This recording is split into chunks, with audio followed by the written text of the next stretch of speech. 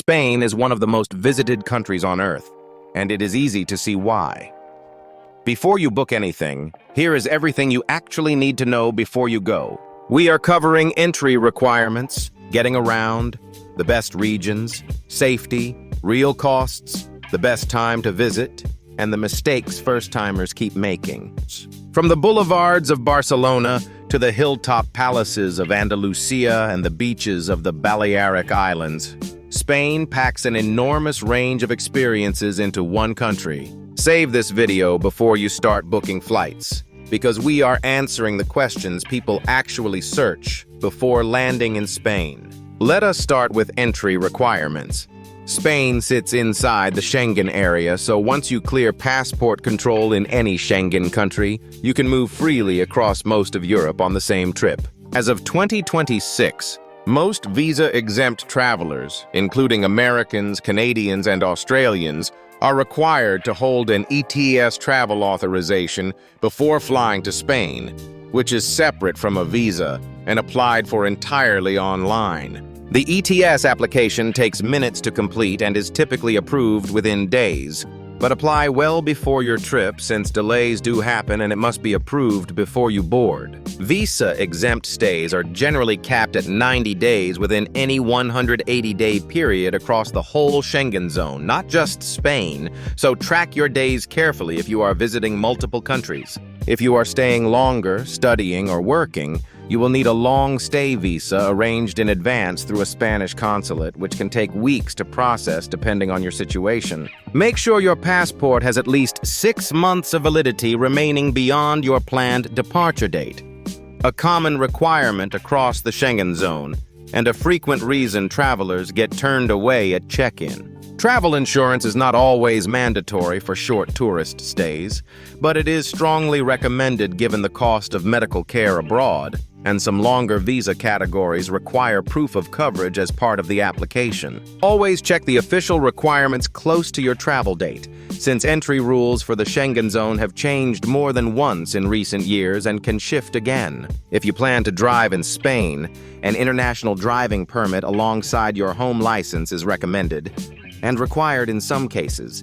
It costs little and takes minutes to arrange before you leave. Border officers can ask for proof of onward travel and enough funds to cover your stay, so keep a return ticket and a hotel confirmation handy, even if no one ends up asking for them. And register your trip with your home country's travel advisory service.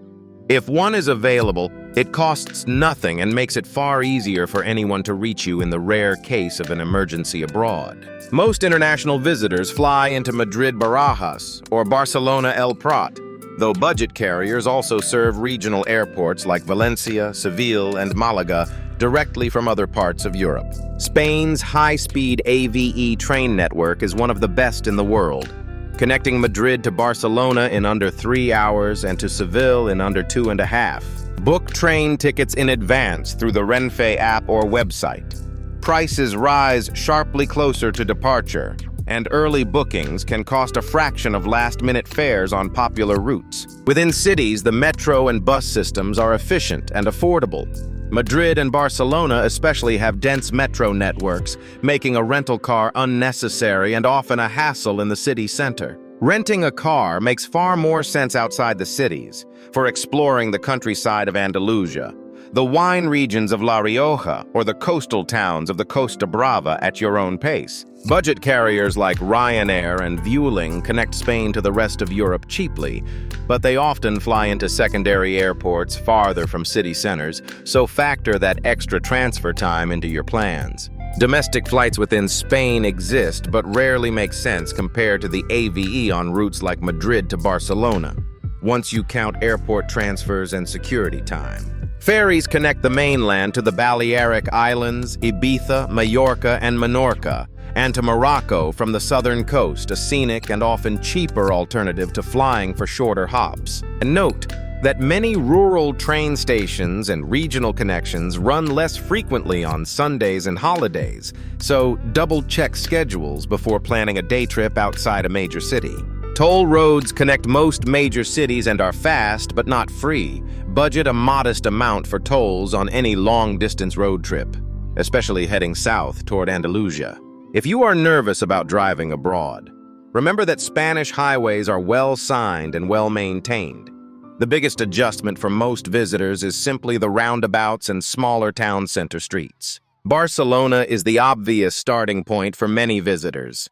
Home to Gaudi's architecture, a lively food scene, and beaches within walking distance of the city center. Madrid, the capital, delivers world-class museums, grand boulevards, and a nightlife scene that genuinely does not slow down until sunrise on weekends. Andalusia in the south is famous for the Alhambra, whitewashed hill towns, and flamenco culture, with a slower pace that rewards travelers who rent a car and wander between small towns. The Basque country in the north blends French and Spanish influences into a food scene widely considered among the best in the world, centered on San Sebastian and Bilbao. The Balearic Islands, Ibiza, Mallorca, and Menorca, offer turquoise coves and everything from world-famous nightlife to quiet countryside escapes, depending which island you choose. The Canary Islands off the coast of Africa deliver volcanic landscapes and near year-round warm weather, a popular winter escape for Northern Europeans that many first-time visitors overlook. Valencia on the east coast offers futuristic architecture, Spain's third-largest city energy, and the birthplace of paella at a noticeably lower cost than Barcelona or Madrid. Galicia in the rainy, green northwest feels like a different country entirely, with dramatic coastlines, incredible seafood, and the end point of the Camino de Santiago pilgrimage route. If this is your first trip and you only have 1 to 2 weeks, pairing Madrid or Barcelona with one region in the south gives you the best contrast between city and countryside. La Rioja rewards wine lovers with rolling vineyards and centuries of winemaking tradition easily reached by train or car from either Madrid or Bilbao. Asturias and Cantabria along the northern coast offer dramatic green mountains meeting the sea, a cooler, rainier corner of Spain that feels closer to Ireland than to the Mediterranean south. Now let us talk safety. Spain is generally very safe for travelers. Violent crime against tourists is rare, but petty theft and pickpocketing are real concerns, especially in crowded tourist areas of Barcelona and Madrid. Common scams include fake petition signers, distraction theft on the metro, and overpriced menus near major landmarks. Most are avoidable simply by staying aware and keeping bags zipped and in front of you. Barcelona, in particular, has a reputation for pickpocketing on Las Ramblas and around the metro, so keep valuables in a front pocket or zipped bag rather than a back pocket or open tote. Solo travelers, including women, generally report feeling safe in most Spanish cities, though standard precautions apply at night in less populated areas, as they would in any major city worldwide. Emergency services are reliable and easy to reach. The general emergency number is 112, which works across the entire European Union from any phone. Tap water is safe to drink throughout Spain, and asking for it at a restaurant, Agua del Grifo, will save you money over bottled water at every meal. Healthcare quality is excellent. If something does go wrong, pharmacies marked with a green cross can handle most minor issues without a doctor's visit, and staff are generally well-versed in English for tourist concerns. Summer heat, especially in Madrid and Andalusia, can reach dangerous levels in July and August. Stay hydrated, avoid the midday sun, and take the siesta custom seriously during a heat wave. Keep digital and physical copies of your passport, insurance policy, and any prescriptions separate from the originals. A lost wallet or bag becomes far less stressful when you are not also starting from zero on documentation. Overall, most visitors to Spain encounter nothing more serious than a crowded metro or a persistent street vendor. The country's reputation for safety among global travelers is well earned. Public transit strikes happen periodically in Spain and can disrupt trains or city transit with little notice, so build a buffer day into your itinerary if you have a tight connection to catch. Let us get practical about cost. Spain is one of the more affordable countries in Western Europe, with Barcelona and Madrid running higher than smaller cities and the countryside. Expect a mid-range hotel in Madrid or Barcelona to run 100 to 250 euros a night, while similar quality accommodation in Andalusia or smaller towns often costs 30 to 50% less. A sit-down dinner for two in a major city commonly runs 40 to 80 euros, though tapas bars and casual spots can feed you extremely well for 10 to 20 euros a person. Museum entry fees add up fast if you plan to see several major sites. Many cities offer combined tourist passes covering multiple attractions that often pay for themselves after 2 or 3 stops. A realistic budget for 2 weeks in Spain for 2 people, including mid-range hotels, trains between regions, meals, and museum entries, lands somewhere around 3,000 to 5,000 euros total. Budget travelers can cut costs significantly by staying in smaller regional towns instead of Barcelona or Madrid proper, shopping at open-air markets, and relying on the metro and regional trains instead of taxis. Tipping culture keeps costs down too. Since service is already built into restaurant prices, you are never expected to tip 20% the way you might elsewhere. Rounding up is plenty. Watch for city tourist taxes added to hotel bills, usually just a few euros per person per night, small individually but worth budgeting for across a longer stay in multiple cities. Credit cards are widely accepted across Spain, though smaller towns and market vendors still favor cash. So keep some euros on hand for exactly those situations. Grocery stores and supermarkets are a great way to stretch a budget further. Picking up bread, cheese, and produce for a picnic lunch can cost a fraction of a sit-down meal. A rail pass can be worth it if you are covering long distances across multiple regions. But for a typical 2 or 3 stop itinerary, individual point-to-point AVE tickets are usually cheaper. So, when is the best time to go? Late spring, from April through June, brings mild weather, blooming landscapes, and noticeably thinner crowds than the peak summer months. July and August are peak season, hot, crowded, and expensive, with inland cities like Madrid and Seville regularly seeing temperatures well above 100 degrees Fahrenheit. September and October are widely considered the sweet spot, with harvest season in wine regions, comfortable temperatures, and crowds that have thinned out significantly from summer's peak. Winter brings its own appeal, especially in the Canary Islands and along the southern coast, where temperatures stay mild while the rest of Europe shivers through the cold. If you want the Balearic Islands at their best, aim for late spring or early fall, when the water is warm enough to enjoy, but the crowds and prices of August have not yet arrived. Semana Santa, the week before Easter, brings elaborate religious processions across Andalusia, especially Seville, drawing huge crowds and higher prices if that cultural experience is on your list. The running of the bulls in Pamplona. Each July draws its own surge of visitors. If that is not your focus, be aware that hotel prices spike noticeably during that week.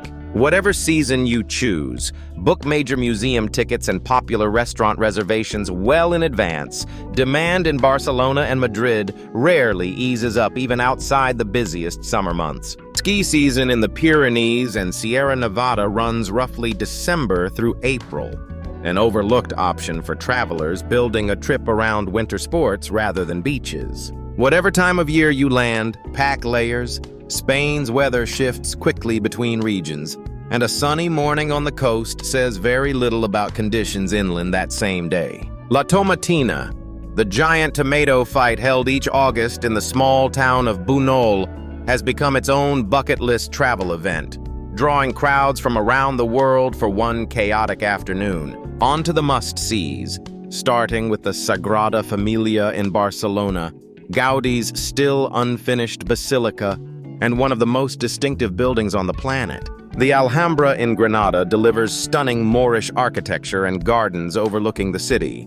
Book tickets weeks in advance since daily entry is strictly limited. Park Güell, also by Gaudi, offers sweeping views of Barcelona from a mosaic-covered park that feels like walking through a fairy tale. The Camino de Santiago pilgrimage route across northern Spain draws hikers seeking weeks of walking through green countryside toward the cathedral in Santiago de Compostela. And Ibiza's coastline delivers turquoise coves and dramatic cliffs by day. a completely different experience from the island's famous nightlife by night. The Alcazar of Seville, one of the oldest royal palaces still in use in Europe, blends Islamic and Christian architecture across stunning courtyards and gardens. Toledo, a walled medieval city just outside Madrid, makes an easy day trip and delivers centuries of layered history in a single afternoon. And the Camp Nou and Santiago Bernabéu stadiums draw football fans from around the world, even outside match days, for stadium tours through Spanish football history. The Mezquita of Córdoba, a former mosque transformed into a cathedral, is one of the most visually striking religious buildings in the world. Its forest of red and white striped arches, unlike anywhere else. And the Guggenheim Museum in Bilbao, with its swooping titanium exterior, single-handedly transformed a former industrial city into a major art destination worth a dedicated stop. A quick word on culture and etiquette. Meal times run later than many visitors expect.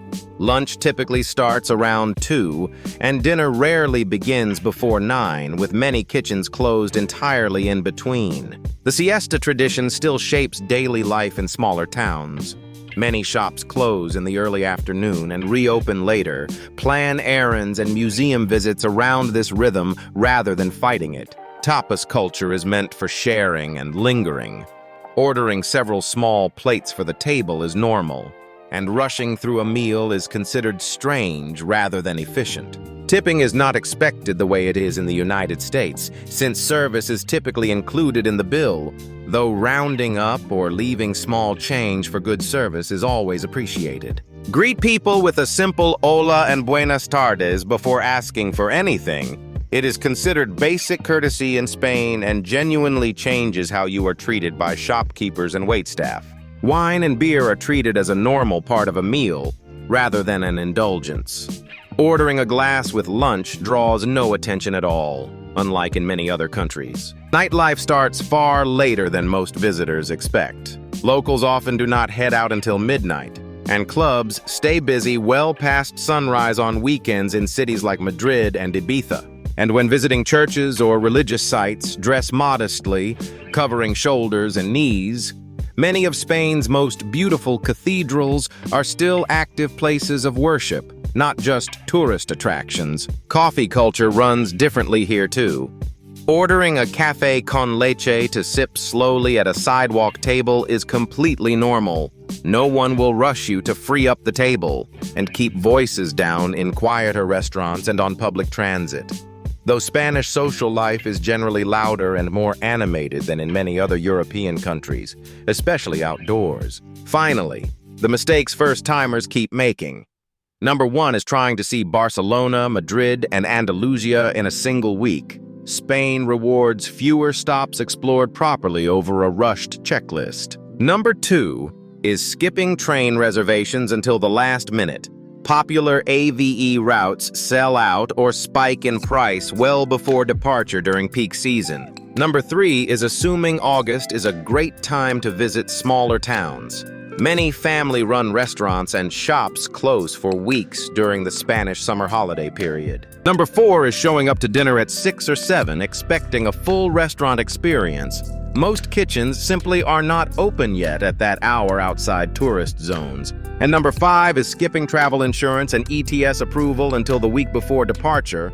Both are simple to arrange, but genuinely need lead time to avoid a stressful scramble. Number 6 is overpacking the itinerary with day trips that sound close on a map, but eat an entire day once you count transit time both ways. Number 7 is expecting every restaurant to take walk-ins. Popular spots in Barcelona and San Sebastian often book up days ahead, especially on weekends during peak season. And number 8 is exchanging currency at the airport out of convenience. Airport exchange rates and fees are consistently worse than a no foreign transaction fee card or a city center ATM. Number 9 is treating Barcelona or Madrid as all of Spain.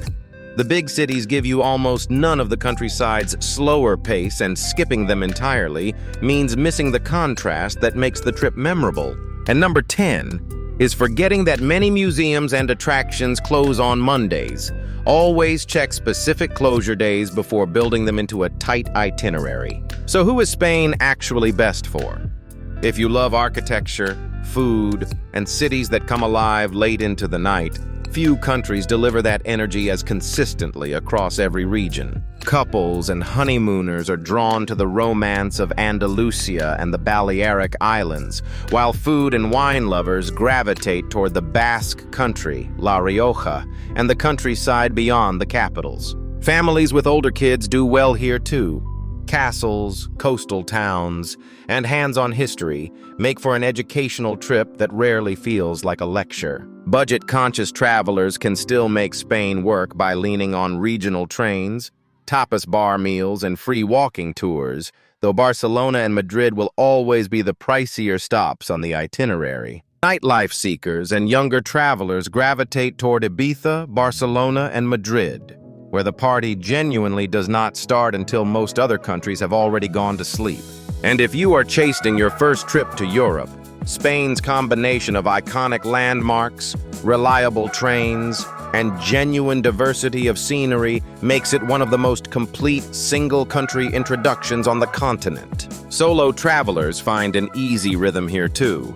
Tapas bar culture and walkable cities make it simple to fill a day without ever needing to coordinate around anyone else's schedule. And repeat, visitors keep coming back precisely because one trip is never enough. Between the regions, the islands, and the sheer density of history, Spain rewards return visits more than almost anywhere in Europe. That is everything you need to know before visiting Spain in 2026, from entry requirements to knowing what to skip. Which region are you most excited to see? Barcelona, Madrid, or Andalusia? Tell us in the comments below. If this guide helped you plan your trip, please like and subscribe for more honest, in-depth travel guides from our small channel. Gracias for watching, and aloha from Kahana Designs. Until next time, safe travels and sweet dreams.